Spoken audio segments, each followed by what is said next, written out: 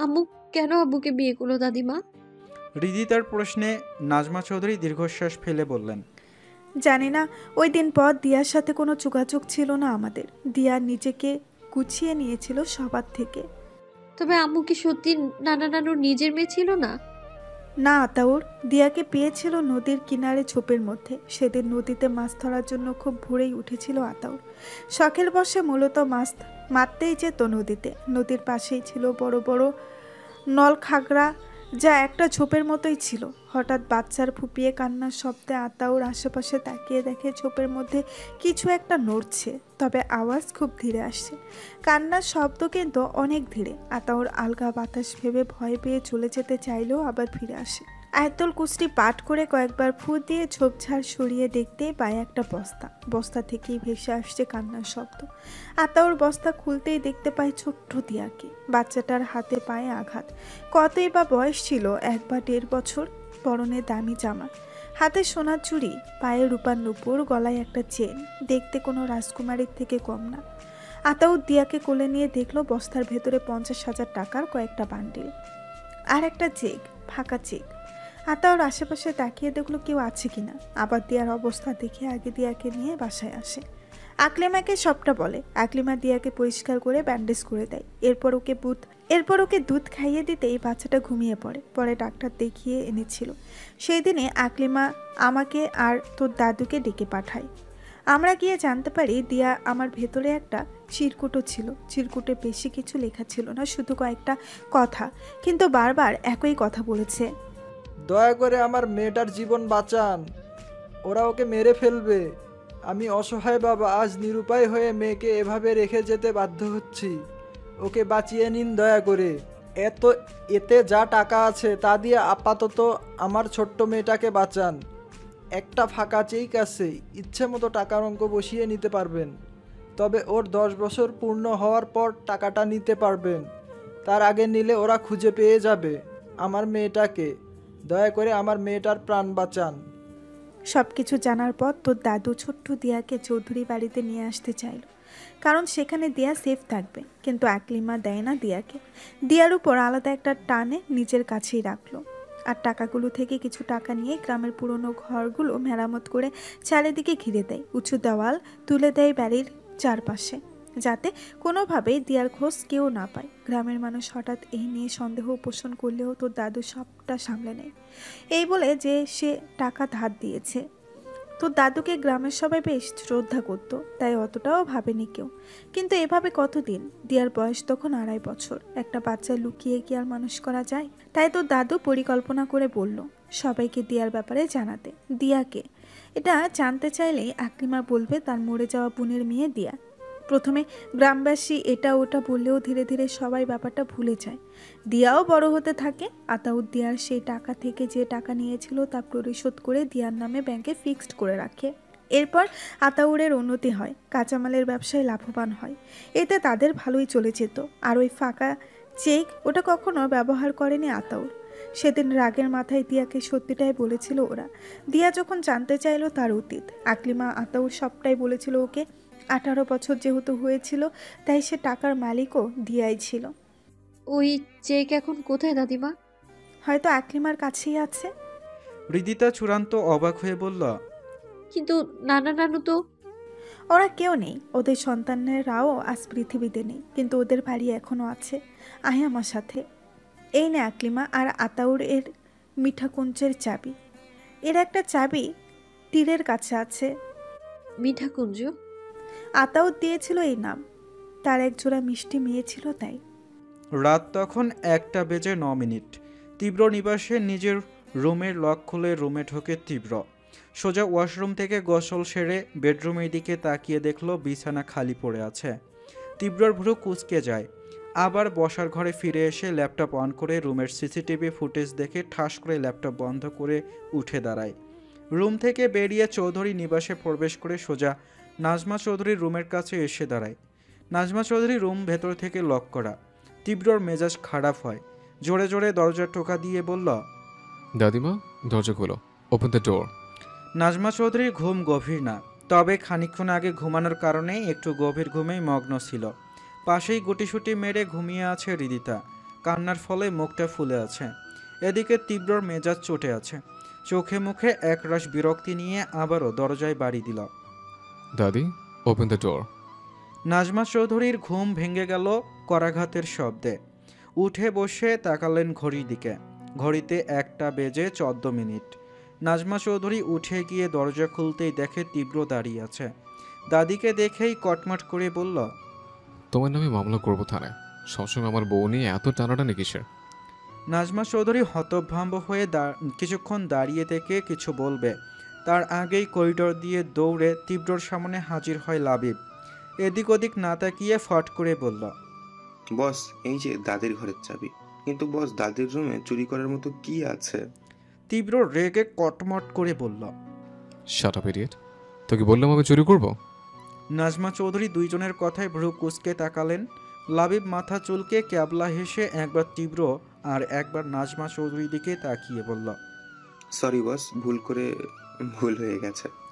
তীব্র আরও কিছু বলার আগেই নাজমা চৌধুরী বিরক্তি প্রকাশ করে বললেন, কি সমস্যা? এত রাতে এখানে কি করছিস? আর কিসের মামলা করবি? তীব্রও একরাশ বিরক্তি প্রকাশ করে বলল, আমার বউ দাও। নাজমা চৌধুরী অবাক হলেন না, উনি জানেন এমনটাই হবে। তীব্র ঠিক এসে এখানে হাঙ্গামা করবে, বউ চাই বলে। এত রাত অবধি মেয়েটাকে একা তীব্র নিবাসে যেতে দেননি। চৌধুরী নিবাসে থাকলেও সেটা আলাদা ব্যাপার। যদিও কড়া সিকিউরিটি আছে চারদিকে, তবুও মেয়েটা তো একা থাকবে। তাই দাদিমা হৃদিতাকে জোরপূর্বক নিজের কাছে রেখেছেন। তাছাড়া হৃদিতা আজকে অতীতের অনেকটা অজানা পাতা পড়েছে। মায়ের জীবন সম্পর্কে জেনেছে, মা তো মায়ের কষ্টটা অনুভব করেছে। শেষ প্রান্তে এসে মেয়েটার কান্নায় উনিও দুর্বল হয়ে পড়েছেন। জীবনটা এক অদ্ভুত খেলা, যা আমরা কখনো কল্পনাও করি না, সেটাই জীবনে হয়। নাজমা চৌধুরী ফোঁস করে একটা নিঃশ্বাস ফেলে বলল, ও ঘুমাচ্ছে। এত লেট করে তুমি ফিরেছো কেন বাড়িতে? তাছাড়া বাধ্য হয়েই তোমার বউ নিয়ে টানাটানি করতে হয়। সিকিউরিটি বাড়িয়ে দিয়েছে। নাজমা চৌধুরী হতাশ হলেন। এই ছেলে এতটা জেদি কেন? কোনো কিছু একবার না করলে সেটা হ্যাঁ বলানো যেন যুদ্ধ করা। দাদি চান তীব্র চৌধুরী নিবাসেই থাকুক, তবে এই ছেলেকে মানানো ভীষণ কঠিন। ভালো করেছো, এবার যাও, ও ঘুমাচ্ছে। যাও মানে? আমি ঘুমাবো, ওকে দাও। তো যাও, তুমি ঘুমাও। ঋতু আজ আমার সাথে ঘুমাবে। না, এটা আমার বউ, ও আমার সাথে ঘুমাবে। দাদিও এবার নাতির মতো জেদ ধরে বললেন, ও আমার নাত বউ, ও আমার সাথে ঘুমাবে। আমার বউ আমাকে দাও। দিব না। উঠে নিয়ে যাব বললাম। আমিও আছি এখানেই। নাজমা চৌধুরীর পাশেই মিহির রুম। মিহির তীব্রকে জমের মতোই ভয় পায়। যদিও তারা কাজিন হয়, তবে কেন যেন তীব্রর গম্ভীর মুখখানা দেখলে মনে হয় এক্ষুনি এসে জান কবজ করবে। মিহি এতক্ষণ দরজার আড়াল থেকে তীব্রকে এমন তর্ক করতে দেখলেও এবার সে বেরিয়ে আসলো। ভয়ই অবশ্য লুকিয়েছিল দরজার ওইখানে। মিহি এদের ঝগড়া দেখে আনমনি এসে দাঁড়ায় লাবিবের পাশে। লাবিব তখন মনোযোগ সহকারে তর্ক দেখতে ব্যস্ত। তীব্র চৌধুরীও নাকি এমন বাচ্চামো তর্ক করছে, এটাই লাবিব মনোযোগ সহকারে দেখছে। এমন দৃশ্য তো ভাগ্যক্রমে দেখা যায়। তবে তীব্র ধৈর্য বেড়েছে, নয়তো তার বস এভাবে এত সময় ধরে দাঁড়িয়ে কথাবার্তা বলার মানুষ না। আর নাজমা চৌধুরীও যেন কঠিন জেদ ধরেছে, আসছে কিছুতেই তীব্রকে ভেতরে ঢুকতে দেবেন না। এতে দাদি নাতির মাঝে যুদ্ধ হলে হোক, তিনি যেন প্রস্তুত। শুনেছি তীব্র চৌধুরী নাকি কথা কম, কাজ বেশি করে, সত্যি? মিহির কথায় লাবিব আনমনেই বলল, সত্যি মানে 3 সত্যি। বউয়ের ব্যাপার ছাড়া সব ব্যাপারেই বসের ধৈর্য শূন্যের কোঠায়। কথাটা বলে পাশে তাকাতেই চমকে উঠে লাবিব বলল, এ কি ম্যাম, আপনি? ভয় পাচ্ছেন কেন? আমি কি কোনো ভূত নাকি? না মানে আসলে। বলেন তো কে জিতবে? মিহির কথায় লাবিব অবাক হয়ে বলল, বস বউ ছাড়া ঘুমাতে পারে না, তাই অবভিয়াসলি বস জিতবে। How romantic. লাবিব ভ্রু কুঁচকে তাকালো মিহির দিকে। দেখতে শুনতে মন্দ না। সে খেয়াল করেছে মিহি তাকে দেখলেই কথা বলতে এগিয়ে আসে। ব্যাপারখানা কি? তবে কোনো প্রশ্ন করল না। আফটার অল বসের কাজিন সিস্টার হয়, তাও নামকরা ডক্টর। লাবিব মেহের দিকে থেকে চোখ সরিয়ে আবারও বসের দিকে তাকালো। এখনও দুইজনের মিনি ফাইট চলছে। তীব্র এবার জোরে জোরে ডাকল, এই বউ যান কলিজা, এই বুড়ি, এই বুড়ি আপনাকে আমার কাছ থেকে আলাদা করতে চায়। ও বউ, বউ। নাজমা চৌধুরী এবার রেগে বললেন, চেঁচামেচি করে লাভ নেই তীব্র, আগে বলো তুমি রীতিকে এখানে আসতে কোনো নিষেধাজ্ঞা জারি করবে না? তীব্র চরম বিরক্তি প্রকাশ করে বলল, যেন আমি বললে উনি শুনবেন? তার মানে বলছো তুমিও এখানে থাকবে? অপশন আছে আর কোনো? আজ শুধু দাদু ভাই বেঁচে থাকলে আমি ওর প্রতিশোধ নিতাম। বড় গেছে তো গেছে, আমার জল্লাদ বুড়ি রেখে গেছে। নাজমা চৌধুরী ঠোঁট চেপে হাসলেন। ছোটবেলার সেই হাস্যোজ্জ্বল তীব্রর সাথে একটু একটু মিল খুঁজে পেল আজ।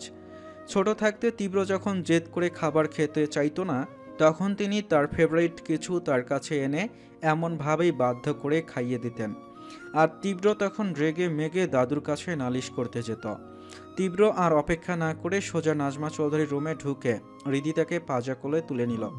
হৃদিতা তখনও গভীর ঘুমে আচ্ছন্ন। তীব্রর বুকের উষ্ণতায় আরও মিশে গেল তীব্রর বুকের মাঝে। তীব্র কয়েক পলক তাকিয়ে দেখল বউকে।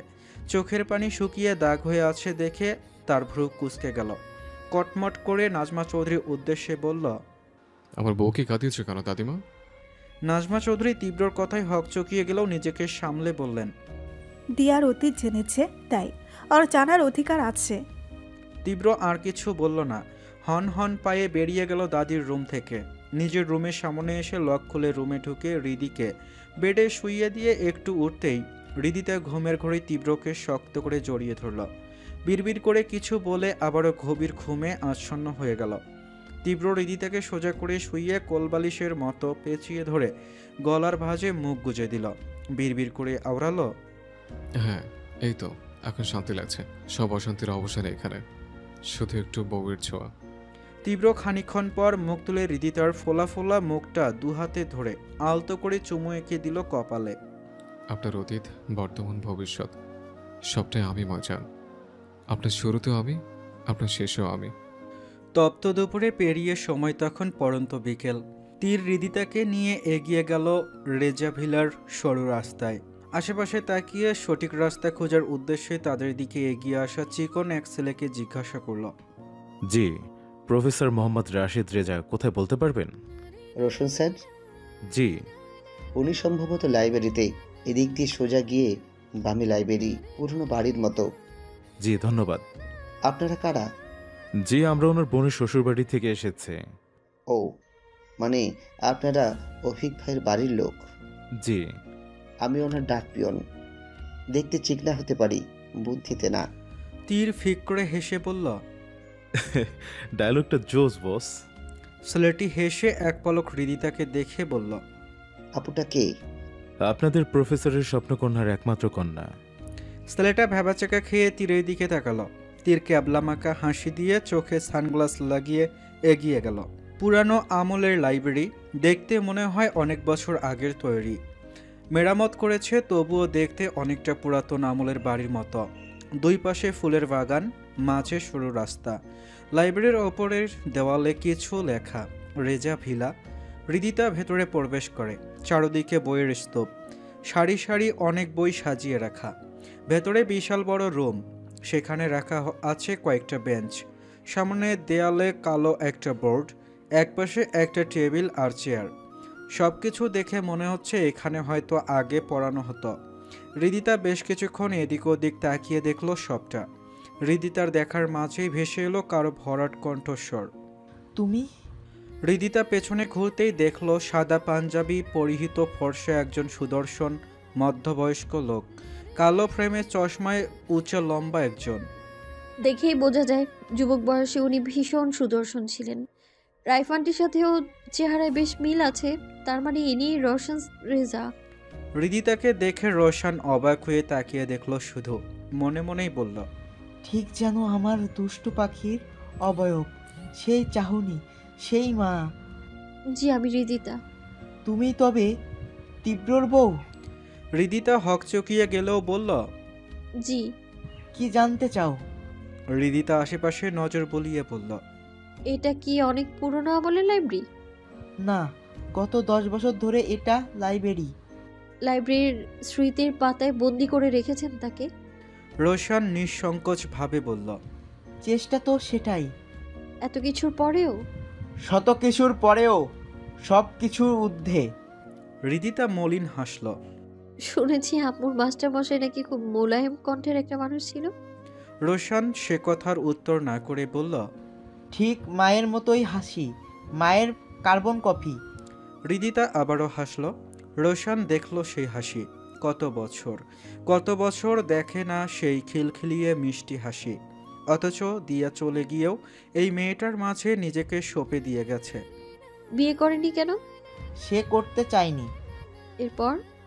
আর কাউকে ভালো লাগেনি। তবে কেন তাকে আটকে রাখলেন না? সে আমার ভাগ্যে ছিল না, শুধু তার স্মৃতি আমার ভাগ্যে লেখা ছিল। সেদিন কি হয়েছিল? তখন জানতাম না। এখন তো জানেন? জানি। হৃদিতা উৎসুক হয়ে তাকালো রোশানের দিকে। রোশান একটু থেমে বলল, সেদিনের পর দিয়ার সাথে আমার দেখা হয় ঠিক তার বিয়ের 4 বছর পর, এক বইমেলায়। সে আমাকে এড়িয়ে গেলেও আমি এগিয়ে গেলাম, কারণ সে তখনও আমাকে বলেনি আমাকে কেন ফিরিয়ে দিয়েছিল। দুজনে গিয়ে দাঁড়ালাম নির্জন জায়গায়। ফিরিয়ে কেন দিয়েছিলেন বলেননি এখনো? জানা কি জরুরি? বাধ্যতামূলক বলতে পারেন। দিয়া হাসল। মাস্টারমশাই যখন অঙ্ক করতে দিত তখন ঠিক এভাবেই বলতো, এই অঙ্ক করা বাধ্যতামূলক। আপনার স্বপ্ন পূরণে বাধা হতে চাইনি। রোশান প্রশ্নসূচক দৃষ্টিতে তাকালো দিয়ার দিকে। দিয়া মলিন মুখে হাসি টেনে বলল, সেদিন রাতে আপনি যাবার পরপরই রুমে ঢুকে রূপেশ হাতে একটা ফাইলটা আমার দিকে এগিয়ে দিল। আমি পড়ে দেখলাম আপনার স্বপ্ন, রেজাক কৃষি প্রযুক্তির বিশ্ববিদ্যালয়ের সব জরুরি ও গোপন সূত্র, আপনার এত বছরে তিলে তিলে গড়ে তোলার স্বপ্ন, আপনার জীবনের জমানো সঞ্চয়। আমি চাইলাম রূপেশের দিকে। সে আমার হাত থেকে ফাইলটা নিয়ে বলল, রোশান, রেজার স্বপ্ন এখন আমার হাতে। তুমি ধোঁকা দিবে রূপেশ? প্রয়োজনে অবশ্যই দিব। মাস্টারমশাই তোমাকে কতটা বিশ্বাস করে তুমি ভেবে দেখেছো? তাতে আমার কি? আমার তোমাকে চাই। আমাকে কখনো পাবে না, তুমি যাই করো না কেন। আমার মাস্টারমশাই ঠিক আবার নিজেকে গড়ে নেবে। বেঁচে ফিরলে তো? মানে? C you soon. রূপেশ চলে যাওয়ার ঠিক 15 মিনিট পর রুমে ঢুকে আপনার বাবা মা। তারা আমাকে জানায় আপনার অ্যাক্সিডেন্ট হয়েছে, অবস্থা খুব খারাপ, জরুরি ভিত্তিতে রক্তের প্রয়োজন। ওনারা আপনার ছবিও আমাকে দেখায়। নিথর দেহে রাস্তায় পড়েছিলেন আপনি। আমি মানসিকভাবে আরও ভেঙে পড়ি। নিজের অতীত, নিজের অস্তিত্ব, আপনাকে হারিয়ে ফেলার ভয় সব মিলিয়ে আমি বুঝে উঠতে পারছিলাম না আমি কি করব। আমি সেই অবস্থায় আপনার কাছে যেতে চাইলে আপনার বাবা মা আমার পা আঁকড়ে ধরেন। আমি অবাক হয়ে ওনাদের দিকে তাকালাম। আপনার মা আমার পা জড়িয়ে ধরেই বললেন, আমার ছেলেকে বাঁচাতে দে দিয়া। আমি ভীষণ অবাক হলাম। আমি মেরে ফেলবো তাকে, যার হাসিতে আমার দুনিয়া হাসে? আমি সত্যিই ভীষণ অবাক হলাম। আমি কিছু বলার আগে ওনারা দুহাত পাতলো আমার সামনে। আমি ওনাদের হাতে ধরতে আপনার মা আমার হাত ছুঁড়ে ফেলে বলল, খবরদার, কলঙ্কিত হাতে আমাকে ছুবি না। যার সাথে কলঙ্কিত রটিয়েছিস তার সাথে বিয়ে কর পুরোমুখী। আমার ছেলেটাকে রেহাই দে। রোশানের বাবা অসহায় গলায় বললেন, আমার ছেলেটাকে বাঁচতে দিও। রক্তের প্রয়োজন, কিন্তু গ্রামের হাসপাতালে ও রক্ত কোথাও পাওয়া যাচ্ছে না। শুধুমাত্র ওই রূপেশের সাথে রক্তের মিল আছে, কিন্তু রূপেশ রক্ত দিবে না বলেছে। ও রক্ত না দিলে মরে যাবে আমার ছেলেটা। আমি অসহায় বাবা, তোমার কাছে হাত জোড়ো করছি, আমার ছেলেটাকে বাঁচতে দাও। আমার দুনিয়া আমি আপনার মাঝে দেখেছি। সেই দুনিয়া উজাড় করে কিভাবে ভালো থাকা যায় বলুন? আমি কথা বলতে রূপেশের কাছে গেলাম। রূপেশ আমাকে শর্ত দিল, তাকে বিয়ে না করলে সে আপনাকে রক্ত দিবে না। একদিকে আপনার জীবন, অন্যদিকে আপনাকে হারিয়ে ফেলার যন্ত্রণা। শেষমেশ আপনার জীবন বাঁচাতে কবুল পড়লাম অন্য কারো নামে। দিয়া একটু থামলো, ভারী স্বরে বলল, জানেন মাস্টারমশাই, যখন ওই 3টে শব্দ উচ্চারণ করেছি তখন আমার মাঝে আমিটা মৃত পাই। চারদিকে শুধুই অন্ধকার। কোথাও আলো রেখা নেই। সেদিন আমি সেই অন্ধকারে আলিঙ্গন করে নিলাম। ঠিক ভোর হওয়ার আগে আরও একটা সত্যের মুখোমুখি হলাম। আপনার অ্যাক্সিডেন্ট হয়েছে, তবে গুরুতর আহত হননি। এসব ছিল রূপেশ, মির্জা আর আপনার বাবা মায়ের মিলিত নাটক। ওনারা কখনো চায়নি আমার মতো অনাথ একজনকে রেজাবারের একমাত্র পুত্রবধূ করতে। রূপেশের সাথে সকল পরিকল্পনায় ওনারা জড়িত ছিলেন। সেটা হোক আমার মাথায় কলঙ্কের দাগ দেওয়া বা আমার গলায় বিয়ে নামক ফাঁসির ফান্দা পরানো। কথাটা বলেই দিয়া হাসল। এক পলক রোশানের অশ্রুসিক্ত রক্তলাল মুখখানা দেখে বলল, বিয়ে করেননি কেন? বয়স তো অনেক হয়েছে মাস্টারমশাই। রোশান সেই কথার উত্তর করল না। কান্না আটকে কাঁপা কাঁপা গলায় বলল, তুমি ভালো আছো দুষ্টু পাখি?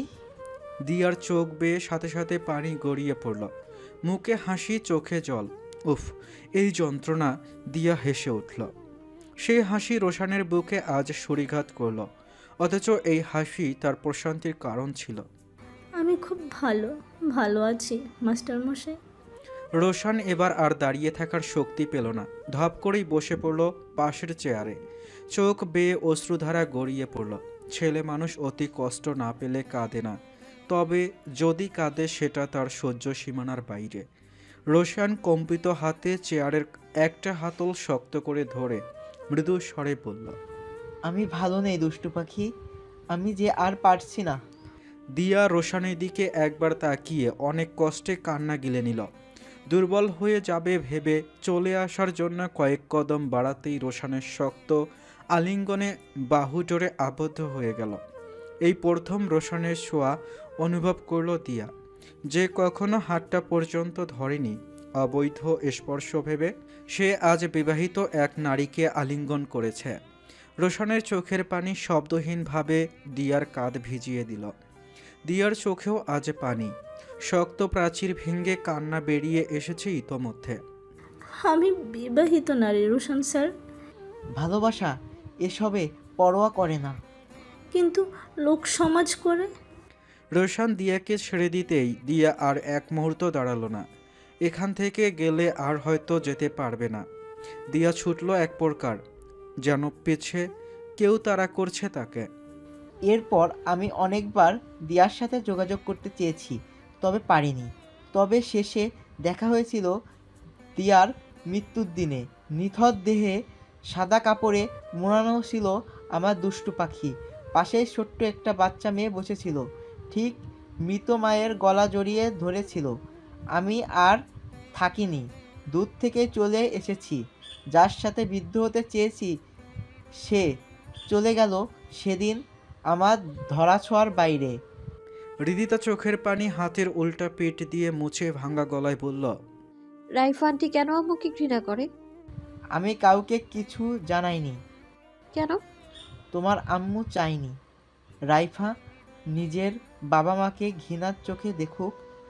মহান ছিলেন যে তিনি সবার কথা ভাবতেন, শুধু আমারটা বাদে। হৃদিতা হাসল রোশানের অভিমান বুঝে। রোশান আবারও দেখল সেই দিয়ার হাসি। মেয়েটার মাঝেই দিয়ার বসবাস। এর মাঝেই লাইব্রেরির সদর দরজা থেকে ভেসে এলো পায়ের খটখট শব্দ। হৃদিতা সেদিকে তাকিয়ে দেখল একটা মেয়ে ছুটে এদিকে আসছে।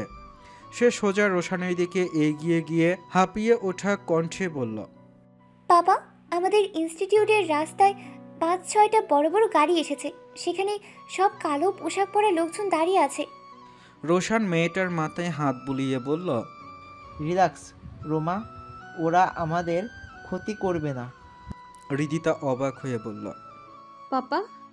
রোশান হৃদিতার দিকে তাকিয়ে বলল, আমার বড় ভাইয়ের মেয়ে রোমা। রোমা। হৃদিতার কথায় হৃদিতার দিকে তাকিয়ে হতবাক হয়ে বলল, দিয়া আন্টি? রোশান তপ্ত শ্বাস ফেলে বলল, ও হৃদিতা, দিয়ার মেয়ে। ও তাই তো বলি, দিয়া আন্টি বাবার কল্পনা ছেড়ে বাস্তবে এলো কিভাবে? তোমাকে দেখে খুব ভালো লাগলো। তুমি বসো, আমি চা নিয়ে আসছি। চা বানানো লাগবে না আপু। আরে লাগবে না কি কথা, আজকে এখানে থাকবে তোমরা? না মানে আসলে আপু, তোমার উনি থাকবে না তাই তো? আরে আকাশে দেখো, কালো মেঘ জমেছে, বৃষ্টি হতে পারে। ঠিকই চাও। হৃদিতা চাইলেও না করতে পারল না। রোমা মেয়েটা বড্ড মিশুক। চারদিকে তখন মুষলধারে বৃষ্টি নেমেছে। হৃদিতা আর রোমা রান্নাঘরে রাতের জন্য খিচুড়ির আয়োজন করছে। হৃদিতা টুকিটাকি কেটে দিচ্ছে। সাহেব বাবু কি রেগে আছে? হৃদিতা মিষ্টি হেসে বলল, উনি সবসময় রেগেই থাকেন আপু। তা ঠিক, রসকসহীন আনরোম্যান্টিক ব্যাটা মানুষ।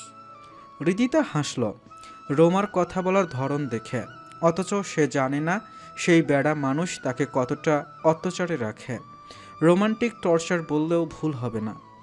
শোনো মেয়ে, তোমার উনি কিন্তু আমারও প্রথম ক্রাশ ছিল, মানির রুকুর আব্বুর আগে। তবে তোমার উনি যা ভয়ঙ্কর, বাপরে বাপ, দেখলেই আমি আয়াতুল কুরসি পাঠ করি। হৃদিতা এবার খিলখিলিয়ে হেসে উঠল। হৃদিতাকে হাসতে দেখে রোমা নিজেও হেসে উঠল। তা তোমার উনি খুব ভালোবাসে তোমায়? এক আকাশ পরিমাণ। আর তুমি? সে আমার পুরো পৃথিবী। খুব ভাগ্যবান সে। না, আমি ভাগ্যবতী আপু। কারণ সবার জীবনে তীব্র চৌধুরী আসে না, সবাই তীব্র চৌধুরীকে পায় না। তাকে পেতে খুব ভাগ্যবতী হতে হয়, আর আমি সেই ভাগ্যবতী। আমি বলতে বাধ্য, আমি ভাগ্যবতী। রোমা মুগ্ধ হয়ে দেখল হৃদিতাকে, তারপর বলল, কিন্তু আমি শুনেছি তোমার সাথে তার নিষ্ঠুর, হিংস্রতা, উন্মাদ আর ভয়ঙ্কর সেই ব্যবহার। হৃদিতা হাসল। রোমা অবাক হয়ে বলল, তুমি হাসছো কেন? জানেন আপু, ওনাকে প্রথম প্রথম আমার এত ভয় লাগতো, আমি তো দেখলেই জ্ঞান হারাতাম। আপনি ঠিক বলেছেন, সে নিষ্ঠুর, তবে তার ভালোবাসার কোমলতায় আমি মুগ্ধ হয়েছি বারবার। সে ভয়ঙ্কর, তবে আমার প্রতি তার ভালোবাসার ধৈর্যও ভয়ঙ্কর ছিল, ভয়ঙ্কর সুন্দর। সে হিংস্র, তবে তার হিংস্রতায় আমি খুঁজে পেয়েছি ভালোবাসার পুরো এক পৃথিবী। সে উন্মাদ, তবে ওনার উন্মাদনায় আমি মত্ত হয়েছি বারবার। রোমা আবারও অবাক দৃষ্টিতে তাকিয়ে দেখল হৃদিতাকে। মেয়েটার চোখ মুখে মনোমুগ্ধকর হাসি। সেই হাসি যেন বারবার বলছে, শত খারাপের মাঝেও সে আমার, সে আমার, আর সে আমার। অতি বৃষ্টির মাত্রা কমে এখন ঝিরিঝিরি বৃষ্টি পড়ছে। তীব্র ব্যালকনি থেকে দূরে সেই পুরাতন আমলের রেজা ভিলার ছাদের দিকে তাকিয়ে আছে। ছাদের এক পাশে ছোট্ট একটা কুঁড়ে ঘর, সেই ঘরে জ্বলছে হলদে রঙের আলো, আর সেখান থেকে ভেসে আছে গানের লাইন। যখন ওই রূপ স্মরণ হয়, থাকে না লোক লজ্জার ভয়। যখন ওই রূপ স্মরণ হয়, থাকে না লোক লজ্জার ভয়। রোশান রেজার ছোট্ট সেই কুঁড়ে ঘরে বাজছে গানটি। তীব্র গানটি শুনতে শুনতেই চোখ জোড়া বন্ধ করে নিতেই অনুভব করল ছোট্ট এক জোড়া হাত তাকে জড়িয়ে ধরেছে পিছনে থেকে। তীব্র মাথাটা পেছনে একটু হেলিয়ে দিলেও থাও পেল না।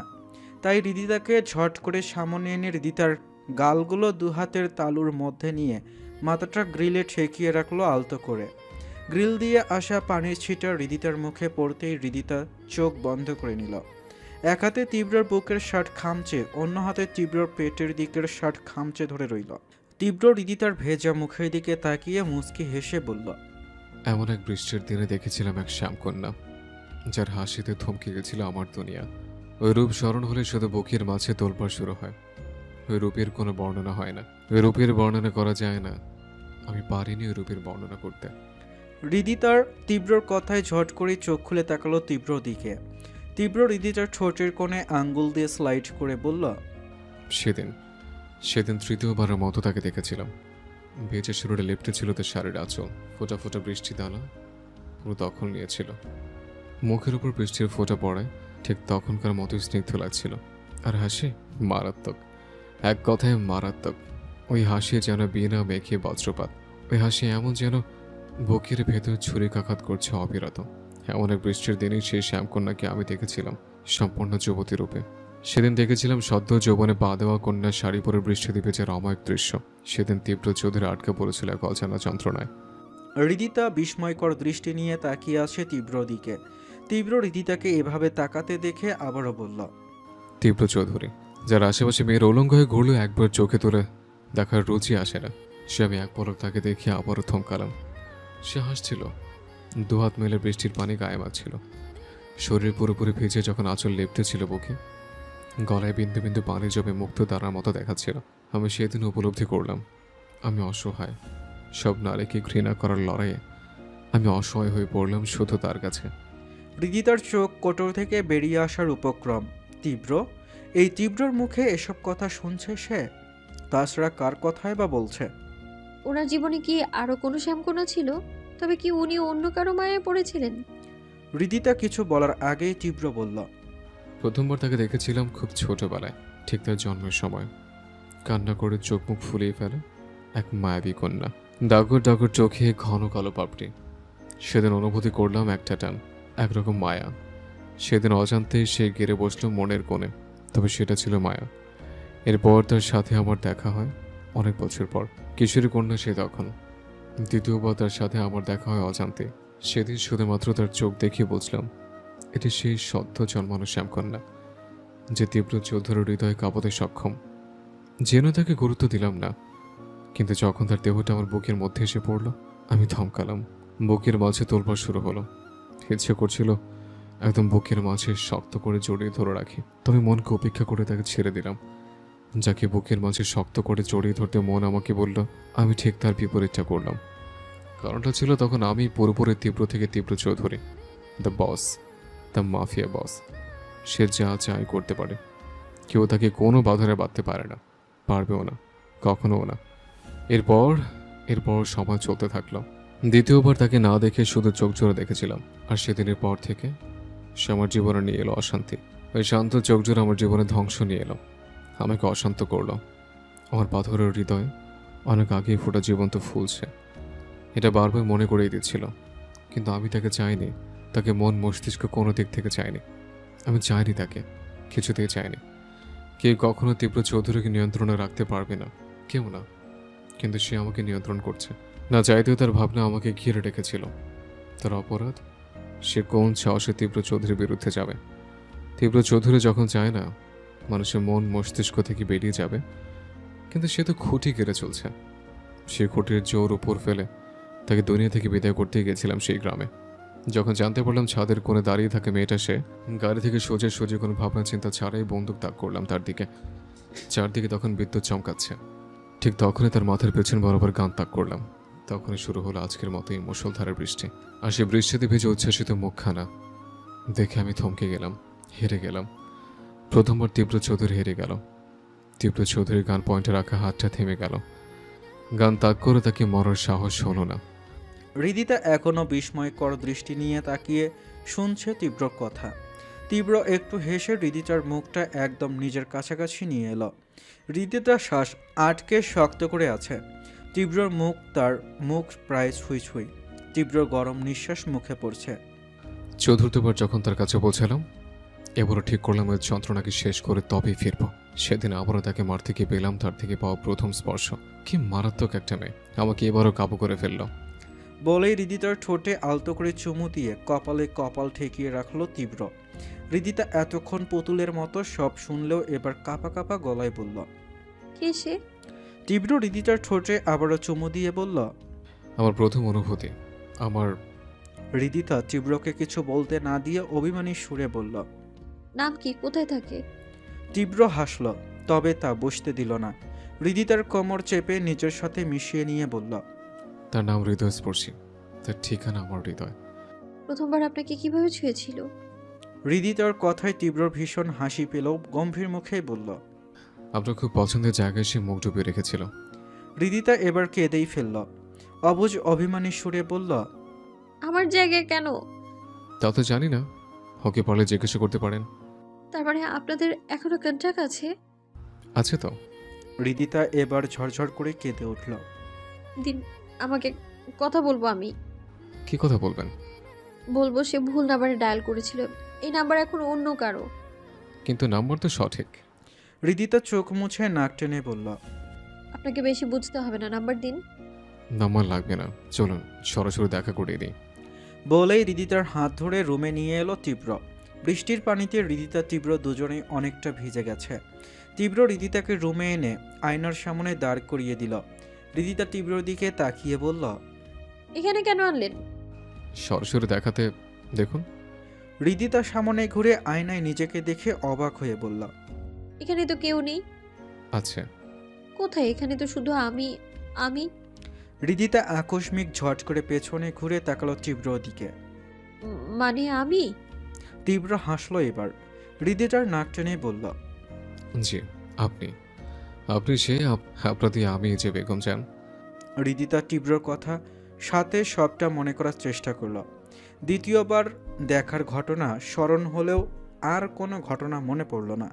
তীব্র হৃদিতাকে ভাবনায় ব্যস্ত দেখে তীব্র ঝট করে হৃদিতাকে কোলে তুলে ওয়াশরুমে ঢুকে পড়ল। অনেকক্ষণ ভেজা অবস্থায় আছেন, ঠান্ডা লাগবে। আরে আরে নামান নামান। আপনাকে ভেজে ভেজে দেখে কন্ট্রোল হচ্ছে না জান। এই না না। রোশান স্যার ঘরের কোণে চেয়ারে বসে আছেন, হাতে একটা ডায়েরি। সেখানে কিছু একটা লিখছেন উনি।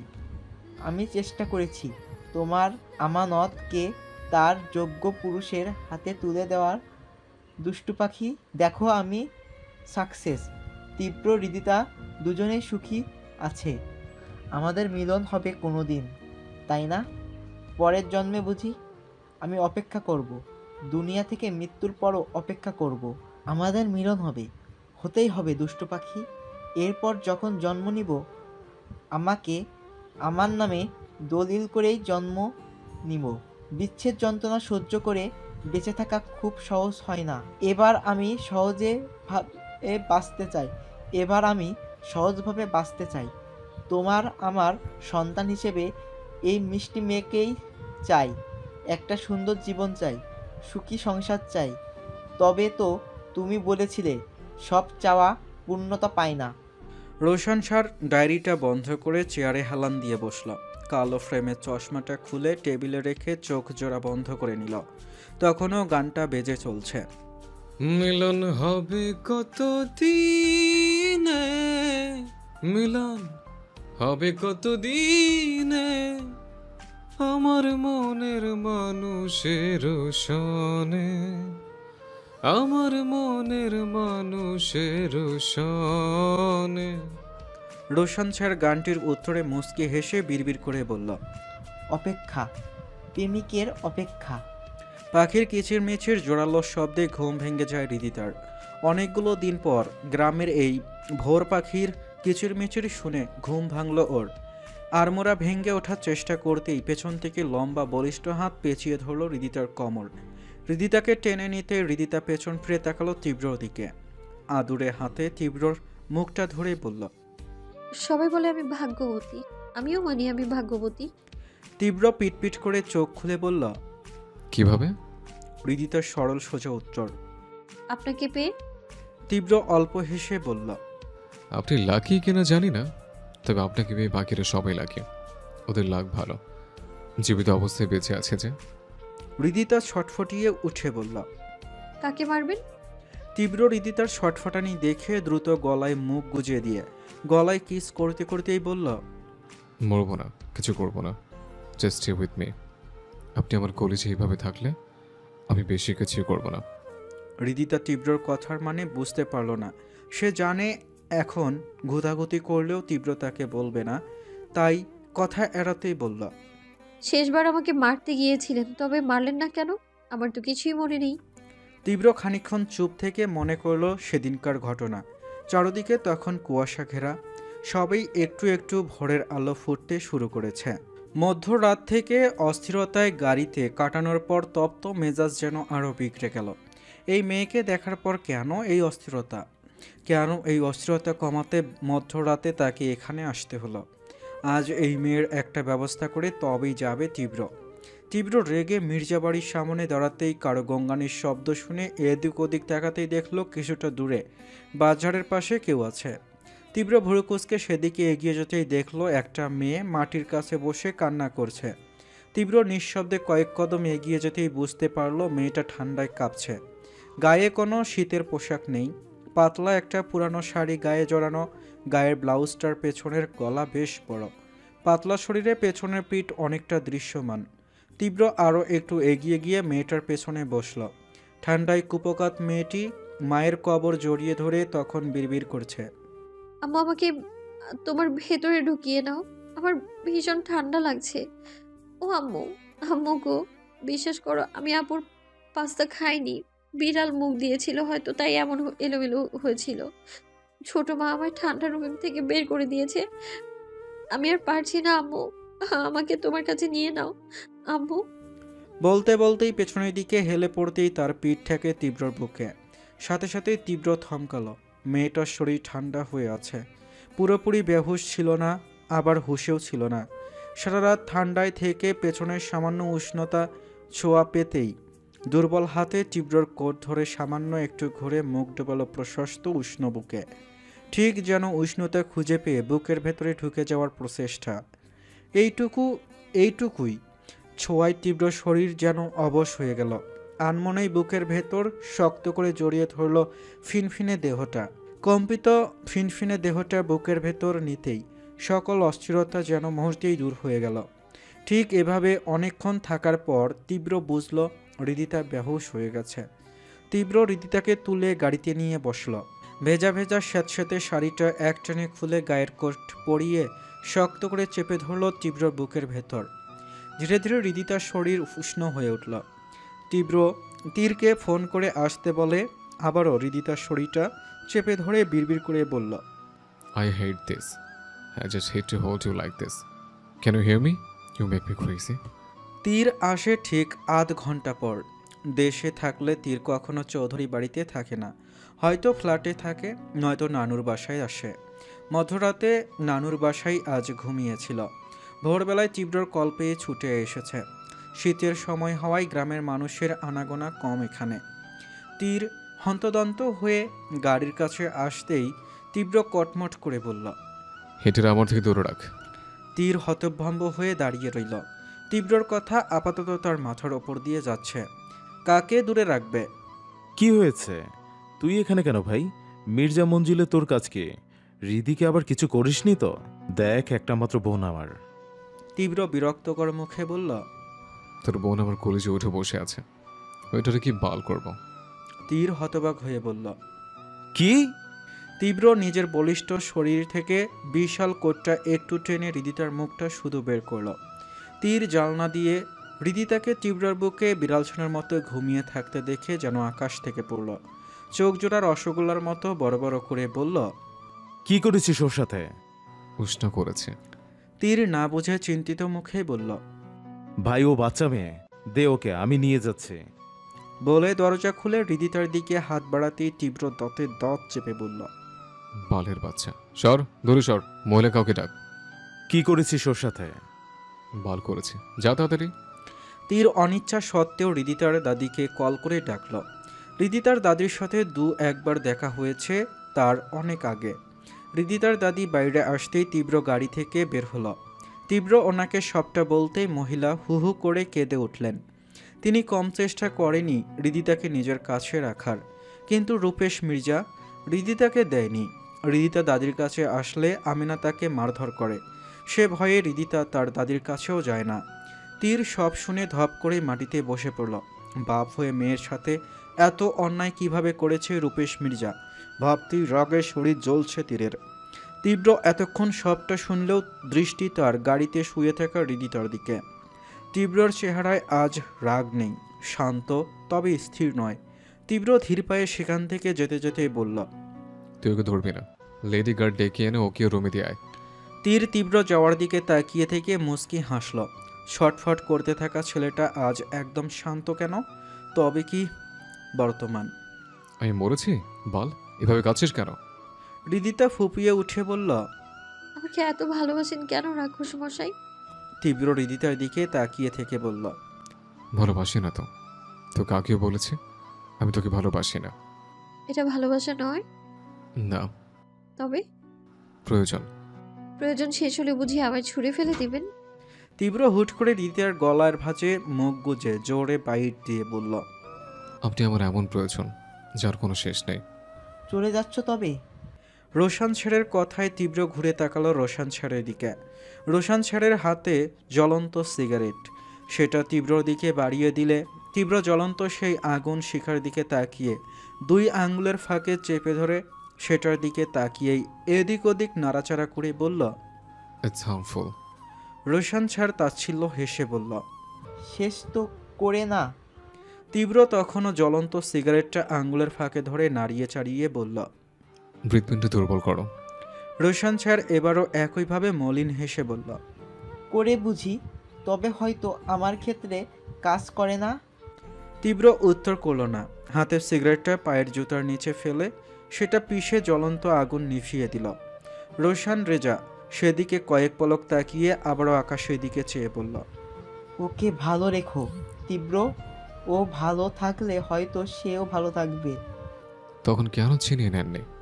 তীব্রর কথায় রোশান স্যার মলিন হেসে বলল। বুঝে উঠতে পারিনি।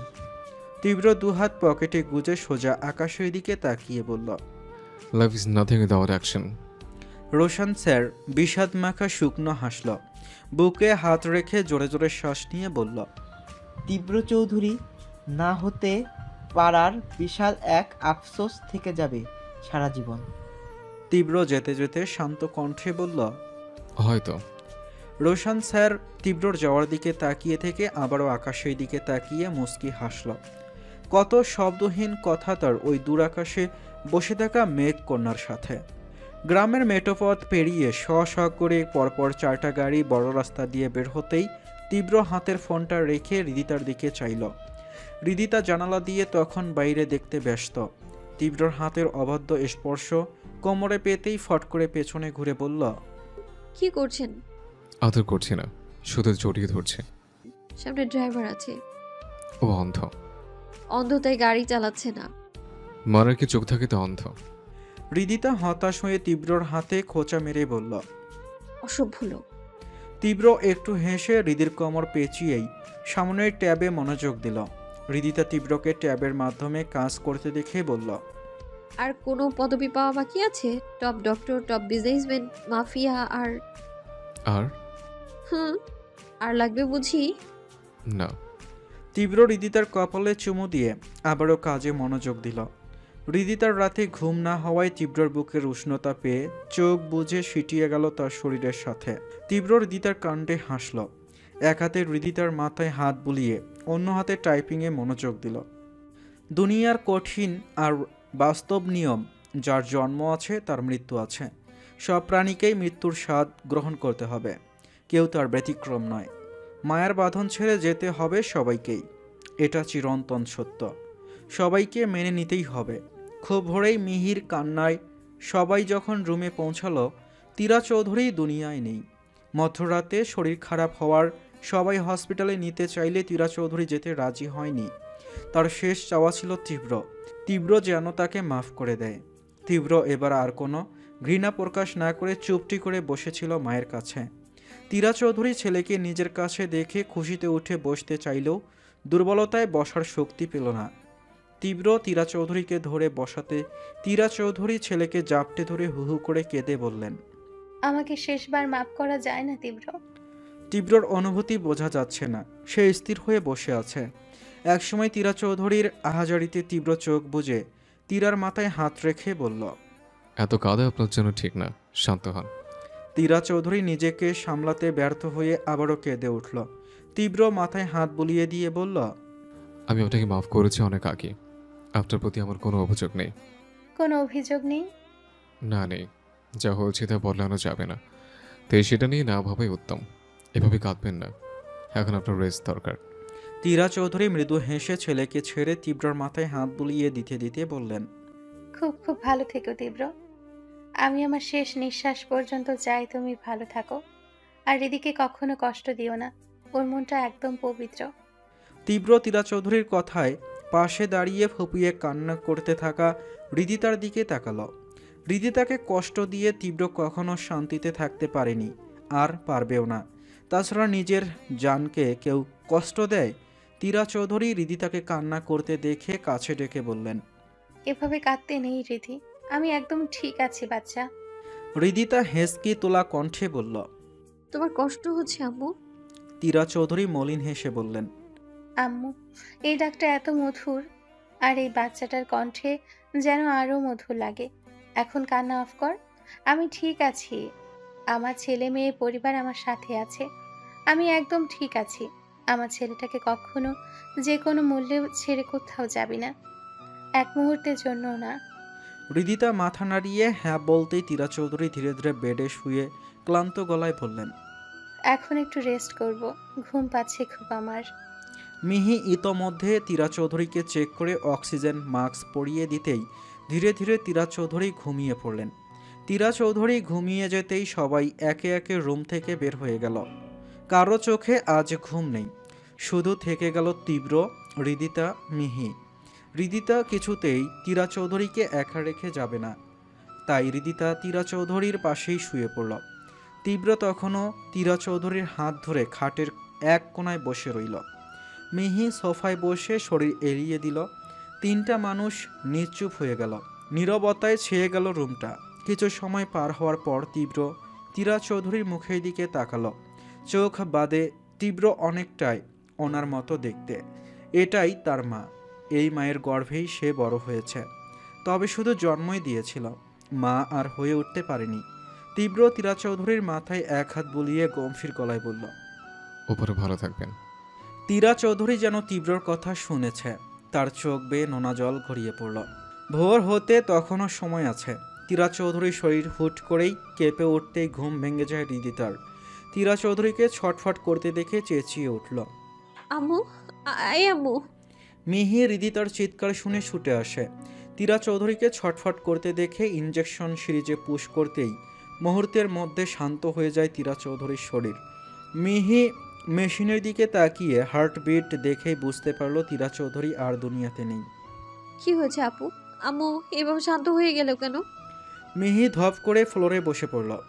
ফুপিং নেই হৃদি। নেই মানে কি বলছেন এসব? এখনই আম্মু নড়াচড়া করেছিল।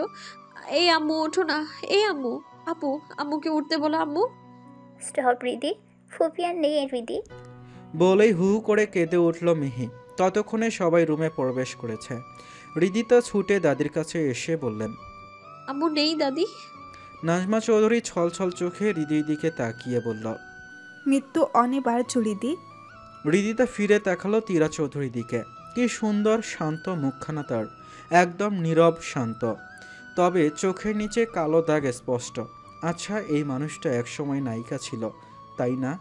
কত রূপ চর্চা করেছে, তবে আজ চোখের নিচে কালি জমেছে, শরীর শুকিয়ে গেছে, ওনার সব সৌন্দর্য আজ বৃথা। হৃদিতা ভাঙ্গা কয়েক কদম বাড়াতেই শক্ত একটা হাত তাকে বুকে জড়িয়ে ধরল। হৃদিতা মুখ তুলে তাকালো তীব্রর দিকে। তীব্র চোখজোড়া লাল হয়ে আছে। হৃদিতা তীব্রর দিকে তাকিয়ে বলল, আম্মু চলে গেছে তীব্র। তীব্র কিছু বলল না, নীরব থেকে শুধু তীরা চৌধুরীর শান্ত মুখখানা দেখল। এদিকে ধীরে ধীরে হৃদিতার চোখ জোড়াও বন্ধ হয়ে গেল। জ্ঞান হারিয়ে পড়ে রইল তীব্রর বুকে। তীব্র হৃদিতাকে শক্ত করে জড়িয়ে ধরে আবারও তাকালো তীরা চৌধুরীর মুখের দিকে। বিড়বিড় করেই বলল, ভালো থাকবেন। তীরা চৌধুরীর দাপন সম্পূর্ণ করে তীব্র সহ সব ছেলেরা বাসায় ফিরে আসলো। চৌধুরী বাড়িতে লোক সমাগমে ভর্তি চারদিক। বাইরে মিডিয়া ভিড় জমিয়েছে। তীব্র আশেপাশে নজর বুলিয়ে হৃদিতার খোঁজ করল। আত্মীয় স্বজনদের মাঝে গ্লাস হাতে নিশ্চুপ হয়ে হৃদিতাকে দাঁড়িয়ে থাকতে দেখে সেদিকে এগিয়ে গেল। তীব্রকে দেখে বড় ছোট অনেকে দাঁড়িয়ে সালাম জানালো, কেউ ভয়ে তো কেউ সম্মান দিয়ে। তীব্রর নানির বোন কাজল বেগম তীব্রকে দেখে আদুরে গলায় বললেন, তীব্র মাই গ্র্যান্ডসান, তুমি কাকে বিয়ে করেছো? তোমাদের বাসায় রূপালীর মতো এত সুন্দর মেয়ে থাকতে এটা কে? How lame she is. তীব্র না শোনার মতো তোয়াক্কা বিহীন হৃদিতাকে ডেকে বলল, বউ পাখি, এখানে আসুন। হৃদিতা ভয়ত দৃষ্টিতে নাজমা চৌধুরীর দিকে তাকালো। নাজমা চৌধুরী ইশারায় তাড়াতাড়ি তীব্রর কাছে যেতে বললেন। এই কাজল বেগম মহিলাটি কিছুটা তীরা চৌধুরীর আগের পার্সোনালিটি বিলং করে। এক পা অলরেডি কবরে, তবুও বানঠান কম না। মানুষকে নিচু করে কথা বলতে বিবেকে বাধে না। এতক্ষণ হৃদির রং নিয়ে এটা ওটা বললেও হৃদিতা জবাব দেয়নি। এমন একটা সিচুয়েশনেও মানুষ এসব নিয়ে পড়ে আছে ভেবেই হৃদিতা অবাক হয়। যদিও নাজমা চৌধুরী কথার দু একটা উত্তর দিয়েছেন, তবে এমন একটা দিনে তিনিও কথা বাড়াতে চাননি। তাই হৃদিতাকে কাজের বাহানায় রুমে পাঠিয়ে দিবে বলে ডাকার আগেই তীব্রকে আসতে দেখে নিশ্চুপ হয়ে যায়। নাজমা চৌধুরী হৃদিতাকে ইশারায় যেতে বললে হৃদিতা ভয়ে ভয়ে তীব্রর কাছে এগিয়ে আসে। মানুষজনে ভর্তি চারপাশ। তীব্র রেগে গেলে মুশকিল হয়ে যাবে। হৃদিতা কাছে আসতেই তীব্র হৃদিতার হাত থেকে পানির গ্লাসটা নিয়ে একজন সার্ভেন্টের হাতে ধরিয়ে দেয়। রেস্ট করার কথা আপনার, এখানে কি করছেন? তীব্রর কথায় হৃদিতা মিনমিন করে বলল, আসলে সবাই এখানে, তাই। খেয়েছেন? হৃদিতা তীব্রর দিকে তাকিয়ে মাথা নাড়তেই তীব্র হৃদিতাকে টেনে ডাইনিংয়ে বসিয়ে দিল। খাবার বেড়ে নিজে হাতে হৃদিতাকে খাইয়ে দিয়ে নিজেও হালকা একটু খেয়ে হৃদিতার হাত ধরে টেনে তীব্র নিবাসে যাওয়ার সময় বলল, দাদিমা, আবর্জনা পরিষ্কার হলে বলো, এখন একটু রেস্ট দরকার। কাজল বেগম এতক্ষণ রাগে ফুঁসলেও তীব্রর সামনে কিছু বলার সাহস করলেন না। কম হলেও তীব্র সম্পর্কে জানা আছে ওনার। সবাই তীব্রর হৃদিতার প্রতি এত ভালোবাসা দেখে অবাক হয়ে তাকিয়েছিল। তীব্র হৃদিতাকে টেনে নিয়ে চৌধুরী নিবাসের সদর দরজা দিয়ে বের হতেই নাজমা চৌধুরী বললেন, আপা দয়া করে তীব্রর সামনে হৃদিতাকে নিয়ে বাজে মন্তব্য করবেন না। শোকের বাড়িতে অন্য কোনো সুখের ছায়া নেমে আসুক আমি চাই না। তাছাড়া তীব্র সম্পর্কে বিস্তারিত জানা আছে আপনাদের।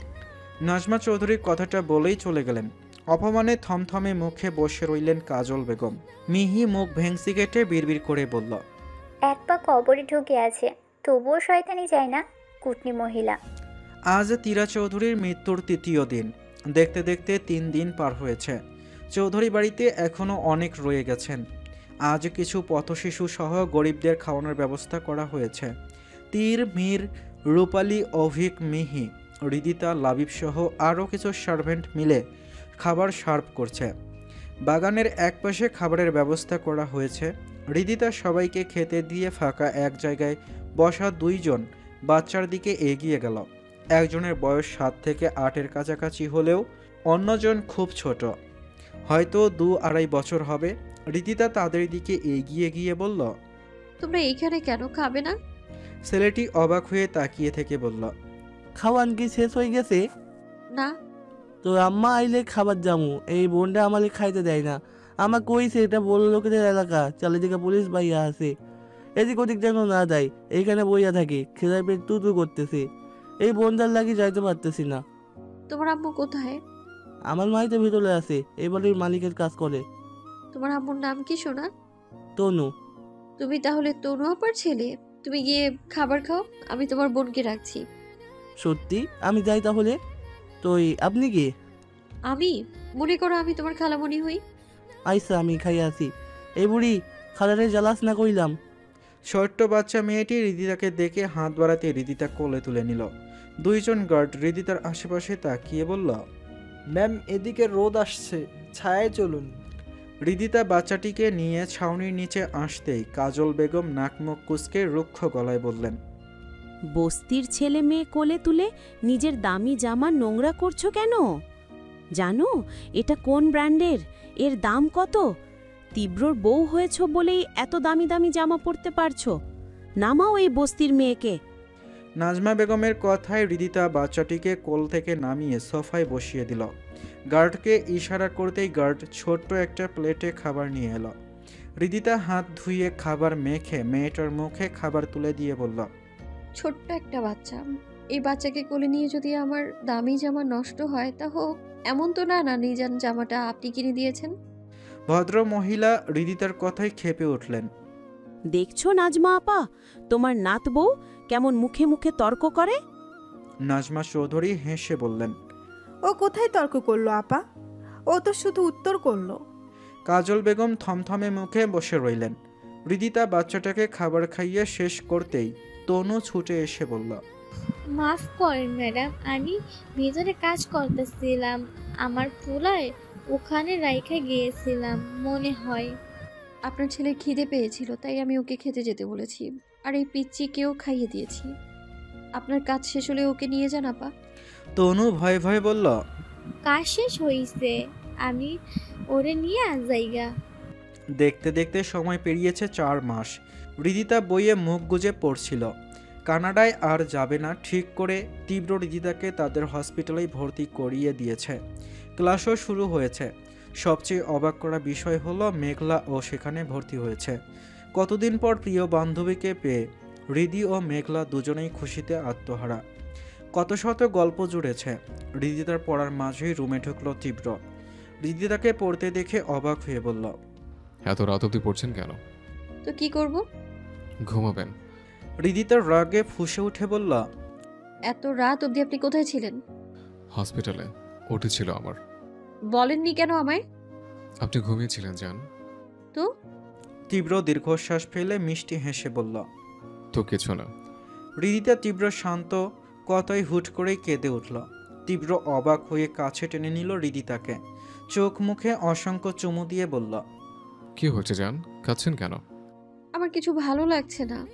তীব্র ফোঁস করে একটা নিঃশ্বাস ফেলে বিড়বিড় করে বলল, এত কেবল শুরু, আগে আগে অনেক কিছু ভালো লাগবে না। কি বলছেন? কিছু না, বলুন কি করলে আপনার ভালো লাগবে? হৃদিতা তীব্র কথায় তাকালো তীব্রর মুখের দিকে, ঠোঁট ফুলিয়ে বলল, আপনি এত বেশি সুন্দর কেন হবেন? তীব্র হাঁক চকিয়ে তাকালো হৃদির দিকে। এটা কেমন প্রশ্ন?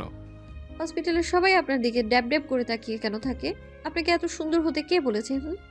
তীব্র হতাশ হয়ে বলল, জানি না তো বউ। জানেন না কেন? তীব্র কি বলবে খুঁজে পেল না। এত বড় মাফিয়া হয়ে কি লাভ যদি বউয়ের কথার উত্তর না পায়। তীব্র বিড়বিড় করে আবারও বলল, আরো 8 মাস, মাই গড। আচ্ছা বলুন কি খাবেন? খাবো না। তাহলে কি করবেন? ঘুমাবো। ঠিক আছে, তাহলে ঘুমিয়ে পড়ুন। আপনার বুকে ঘুমাবো। 5 মিনিট চেঞ্জ করে এসে আপনাকে বুকে জড়িয়ে নেব। তীব্র চেঞ্জ করে এসে দেখলো হৃদিতার রুমে নেই। হুড়ো কুসকে চারপাশে নজর বুলিয়ে ডাকার আগেই ভেসে এলো হৃদিতার কণ্ঠস্বর, আমি বেলকনিতে। তীব্র ব্যালকনিতে গিয়ে দেখলো হৃদিতা আকাশের দিকে তাকিয়ে আছে। তীব্র ধীরে হৃদিতাকে টেনে বুকে জড়িয়ে ধরে বলল, আকাশে কি দেখছেন? তারা। ওখানে আম্মুরা আছে তাই না তীব্র? আমি আম্মুদের সাথে কথা বলি জানেন। আমি যখন থাকবো না ওই আকাশের তারা হয়ে যাব, তখন আপনিও আমার সাথে এইভাবে কথা বলবেন। হৃদিতা কথাটা আনমনে বললেও তীব্র হৃদিতাকে তাৎক্ষণিক ছেড়ে সোজা রুমে চলে এলো। হৃদিতা নিজের কথা স্মরণ করতেই শুকনো ঢোক গিলল।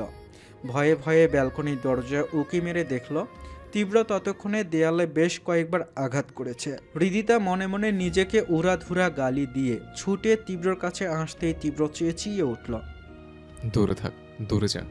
কিছুক্ষণ আগের তীব্রর সাথে এখনকার তীব্রর বিন্দু মাত্র মিল নেই। রাগে চোখ মুখ লাল করে ফেলেছে ইতোমধ্যে। হাতে বাড়ি দেওয়ায় হাত ফেটে রক্ত চুইয়ে পড়ছে। হৃদিতা ঘাবড়ে গিয়ে কিছু বলার আগেই তীব্র হৃদিতাকে ব্যালকনিতে এনে দরজা বন্ধ করে দেয়। মস্তিষ্ক শান্ত করতে ভাঙচুর করতেই হৃদিতা কেঁদে উঠল। হাজারবার বারণ করলেও তীব্র থামল না, বরং ভাঙচুরের সাথে নিজের ক্ষতি করতেও থামল না। ড্রেসিং টেবিলের আয়নায় জোরে ঘুষি মারতেই হাতের বেশিরভাগ জায়গায় কাজ ঢুকে রক্ত বের হতে শুরু করেছে। জায়গায় জায়গায় ক্ষতের সৃষ্টি হয়েছে, পুরো ফ্লোর জুড়ে রক্ত। হৃদিতা ঘাবড়ে গেল কয়েক মিনিটের মধ্যে তীব্রর এমন ভয়ঙ্কর পরিবর্তন দেখে। হৃদিতা চিৎকার করে তীব্রকে থামতে বললেও তীব্র থামল না। হৃদিতার দরজা ধাকিয়েও লাভ হলো না, তাই ব্যালকনি থেকে চেঁচিয়ে গার্ডদের ডেকে রুমে আসতে বলল। ঠিক 5 মিনিটের মধ্যেই গার্ডসহ বাড়ির সবাই রুমে প্রবেশ করল। তীর, লাবিব, অভিক মিলেও তীব্রকে থামাতে পারছে না, বরং তাদেরকেও আঘাত করছে তীব্র। তীর কোনো উপায় না পেয়ে হৃদিতার ব্যালকনির দরজা খুলে দিতে হৃদিতা ছুটে গিয়ে তীব্রকে জড়িয়ে ধরে হু হু করে কেঁদে উঠল। মুহূর্তের মধ্যেই তীব্র শান্ত হয়ে গেল।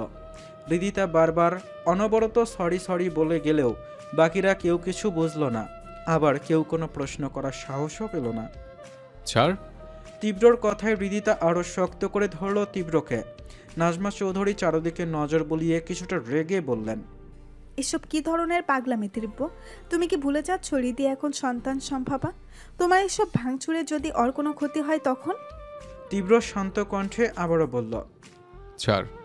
হৃদি তার ডুকরে কেঁদে উঠে বলল, সরি, আর বলবো না, কোথাও যাব না আপনাকে ছেড়ে।